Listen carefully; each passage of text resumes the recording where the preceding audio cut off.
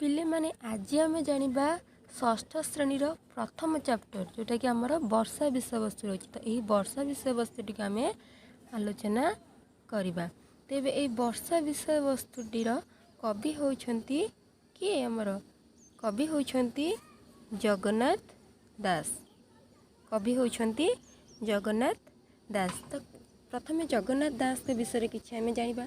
तो जगन्नाथ दास को कौन भक्त कवि जगन्नाथ दास रूपे आमर से परिचय लाभ करिसेंती।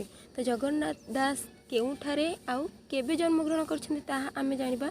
तो जगन्नाथ दास आमर पंचदश शताब्दी रे जन्म ग्रहण करछंती हला मन रख ना। जगन्नाथ दास आमर पंचदश शताब्दी रे जन्म ग्रहण करछंती। आ केउठारे जन्म ग्रहण करछंती ना पुरी जिल्लार कपिलेशपुर ठारे तांकर जन्मस्थान। से अनेक ग्रंथ रचना करी हला से अनेक ग्रंथ रचना करी तांकर कृतित्व लाभ करिसेंती जगन्नाथ दास। तो भागवत होची तांकर एक कौन जनप्रिय ग्रंथ। तुम्हें जानिथिबो कि तुम जेजेबापा जेजेमा माने ये भागवत रामायण पाठ करती। तो सेटा किए लिखिछंती ये जगन्नाथ दास हला। से अनेक ग्रंथ रचना करी ओडिशार लोक मानक कौन कृतित्व हासिल करिसेंती। एबे आमे जगन्नाथ दास को विषय रे जानले। तेबे आमे तापर आमे कोन करिया ना ए वर्षा विषयटुकु आलोचना करिबा। कौन कही ठारे ना एमंते ग्रीष्म काल गला बरसा ऋतु प्रकाशिला। एमंते ग्रीष्म काल गला बरसा ऋतु प्रकाशिला। कौन कही एमंते अर्थ कौन ना एही परी ग्रीष्म काल गला। एही परी कौन ग्रीष्म ऋतु चली जाइछि हला। बरसा ऋतु प्रकाशिला अर्थात बरसार कौन आगमन हेछि। आमे मुख्यतः जानिछे कि कौन आमर 6टी ऋतु और 12टी मास। ता मध्य कौन आमर केतोटी ऋतु हमको अनुभूत हुए ना 3टी ऋतु हमको अनुभूत हुए। कौन कौन ना ग्रीष्म शीत आउ ग्रीष्म शीत आउ वर्षा। तो यही 3टी ऋतु हमको अनुभूत हुए हला। तो यही भाव में कौन खरा ऋतु बीती जाइए बा चली जाइए एवं वर्षा ऋतुर आगमन होइछि। से कहूँ सकल ऋतुंकर सार शस्य संपद मंचपुर। कौन कही ना सकल सकल अर्थ कौन ना समस्त है। सकल अर्थ कौन ना समस्तंकर। तो समस्त ऋतुंकर सार सार अर्थ कौन सार अर्थ श्रेष्ठ है। सार अर्थ कौन श्रेष्ठ। समस्त ऋतु मानक मध्य श्रेष्ठ होची वर्षा ऋतु जोटारे कही दे ना शस्य संपद मंचपुर। शस्य पूरा कौन भरपूर।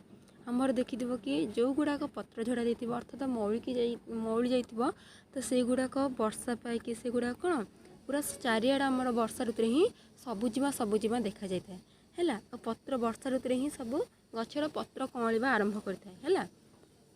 तापर कौन कही ना मेघे मिलिले शून्य पथे बिजुली शबद संगति। मेघे मिलिले अर्थात कौन कौच जितेबाला आमर खरा ऋतु होता है ग्रीष्म ऋतु होता है से कौन होता है तो आकाश रे पूरा मेघमाला देखा जाए ना पूरा कौन शून्य आकाशटा पूरा शून्य देखा जाए। किंतु जिते वर्षा ऋतुर आगमन होता है से कौन करते हैं से आकाशटा पूरा मेघाच्छन्न होता है मेघमाला सबू भासी उठुता आउ बिजुली शबद शंकर। से कहूँ कि वर्षा ऋतु जिते आमर आगमन हुए से केवल वर्षा नहीं कि आसनी है आमको केवल जल छाड़ेनी ता पूर्वर से कौन करता है बिजुली घड़घड़ी यही सब कौन शब्द नहीं गर्जन करी से कौन होता है वर्षा आसी है।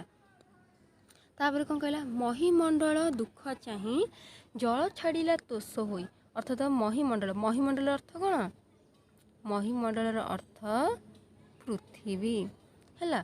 पृथ्वीर दुख को चाहिए अर्थात पृथ्वीर जीवजंतु मान प्राणी मान दुख चाहिए जल छाड़िले तोष होई। तोष माने कौन से कौन कि तार कौन समस्त दुख को चाहिए से कौन कला तार हृदय कौन से वर्षा छाड़िला दयालु हो कि कौन कला से वर्षा छाड़िला महीमंडल को।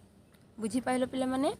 तापर कौन होती तापर कौन कहूँ ना घोर शबदे मेघमाल गर्जिण बरसंती जल। अर्थात से घोर शबद मेघमाल गर्जिण बरसंती जल पूरा जिते बड़े से वर्षा आसे पूरा घोर शब्द रे है पूरा घोर शब्द रे आकाश को मेघाच्छन्न करिकी आउ कौन बिजुली घड़घड़ी शब्द नहीं कि कौन होता है सी वर्षा करि थाए।